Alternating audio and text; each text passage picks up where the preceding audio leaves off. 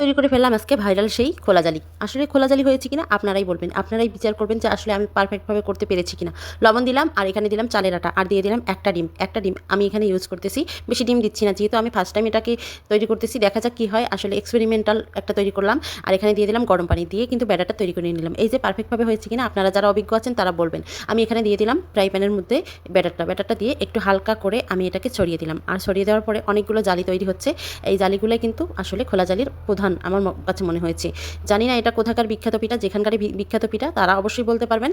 আমি জাস্ট শুধু চেষ্টা করেছি। আমি কিন্তু আপনাদেরকে শেখাচ্ছি না। আমি আপনাদেরকে বোঝাইতে চাচ্ছি যে ভাইরাল এই পিঠাটা তৈরি করতে যেয়ে আমি কিন্তু নাকানি চোবানি খেয়েছি। কারণ এই পিঠাটা যতটা সহজ মনে হয়েছে, এর ব্যাটারটা তৈরি করতে যেয়ে ততটাই ঝামেলায় আমি কিন্তু আজকে পড়ে গেছি।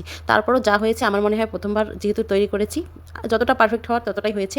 আমি তাতেই স্যাটিসফাই অনেকটাই। আর আমি আজকে এটা গুড় দিয়ে, আজকে হাঁসের মাংস নেই, আজকে প্রথমবার যেহেতু খাচ্ছি সেহেতু গুড় দিয়ে ট্রাই করে দেখতেছি। এটা সকালের নাস্তায় আমি রেডি করেছি। আর এত পরিমাণে ঝটপট রেডি করেছি যে অন্য কিছু করার সময় পাইনি। আর এটা কিন্তু খেতে বেশ মজা লেগেছে আমার কাছে।